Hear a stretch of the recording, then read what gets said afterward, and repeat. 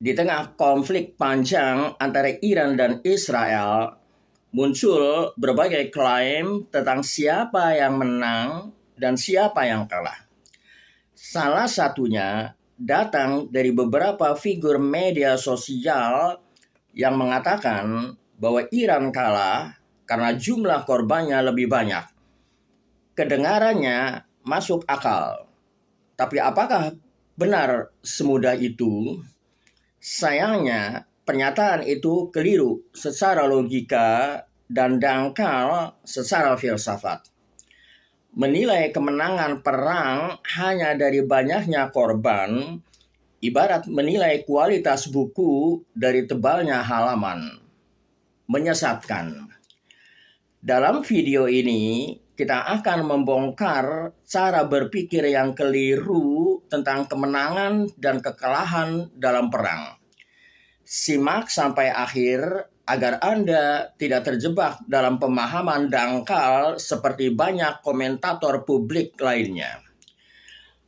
Menurut logika formal, kemenangan adalah tercapainya tujuan perang, bukan sekedar statistik korban. Coba kita susun silogisme seperti ini. Jika tujuan perang tercapai, maka itu kemenangan. Jika tujuan gagal dicapai, maka itu kekalahan. Maka kemenangan atau kekalahan bergantung pada tercapai tidaknya tujuan tersebut. Artinya, sebuah negara bisa saja kehilangan banyak pasukan, tetapi tetap menang secara strategis jika berhasil menggoyahkan posisi musuh atau mencapai sasaran politiknya. Dalam konteks Iran, jika tujuannya adalah melemahkan dominasi Israel di kawasan atau membangun efek gentar, maka tercapailah sebagian tujuan itu untuk disebut kemenangan parsial, meskipun mahal harganya. Filsuf dan ahli strategi militer legendaris Karl von Clausewitz berkata, "War is not merely an act of policy, but a true political instrument, a continuation of political intercourse carried on with other means." Perang bukan sekedar tindakan kebijakan, tetapi alat politik yang sejati, lanjutan dari hubungan politik dengan cara lain. Clausewitz juga menegaskan, "Every war that forces the enemy to alter its political position is strategically successful war, not merely a technical one." Setiap perang yang memaksa musuh mengubah posisi politiknya adalah kemenangan strategis, bukan sekedar taktis. Jadi, jika Israel harus mengubah strategi politiknya karena tekanan Iran, maka Iran justru sedang meraih keberhasilan strategis, terlepas dari kerugian militer yang ditanggungnya. Dalam Nicomachean's Ethics, Aristoteles menulis, "Every action and pursuit is thought to aim at some good." Setiap tindakan dan upaya dianggap bertujuan pada suatu kebaikan. Thomas Aquinas, tokoh skolastik besar, menyatakan bahwa perang yang adil mensyaratkan a legitimate authority, a just cause, and a right intention. Otoritas yang sah, sebab yang adil, dan niat yang benar. Jadi, kemenangan tidak bisa dilepaskan dari niat dan tujuan yang bermoral.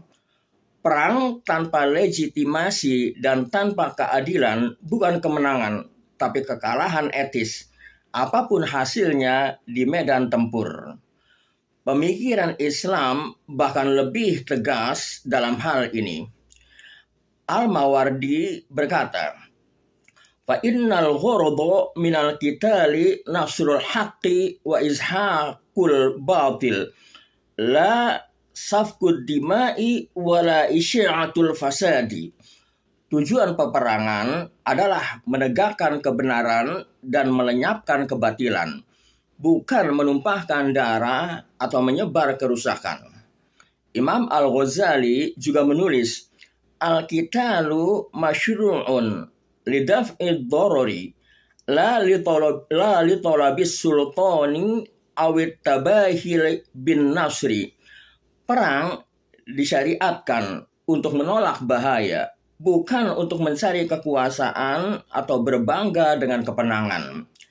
Islam mengajarkan bahwa kemenangan sejati adalah kemenangan atas kebatilan, bukan kemenangan ego dan statistik. Di sisi lain, Immanuel Kant memberi kita prinsip moral yang tajam. Acts only according to that maxim whereby you can at the same time will that it should become universal law. Bertindaklah hanya menurut asas yang dapat engkau kehendaki menjadi hukum universal. Jika sebuah tindakan perang tidak dapat dibenarkan secara universal dan etis, maka itu adalah tindakan tidak bermoral, meski secara militer tampak menang. Sebaliknya, jika sebuah pihak kalah secara fisik, tapi tetap teguh pada prinsip-prinsip moral, ia tetap bisa disebut menang secara etis. Kemenangan bukan soal jumlah korban. Ia adalah soal siapa yang berhasil mencapai tujuan secara strategis, politis, dan moral. Menyamakan banyaknya korban dengan kekalahan adalah logika yang reduktif dan menyesatkan. Sebagaimana dikatakan oleh Sun Tzu dalam The Art of War, to subdue the enemy without fighting is the acme of skill. Menundukkan musuh tanpa pertempuran adalah puncak dari keterampilan. Jadi, menang dalam peperangan bukan hanya soal menghancurkan lawan, tetapi meletakkan nilai dan arah perjuangan pada tempatnya yang benar.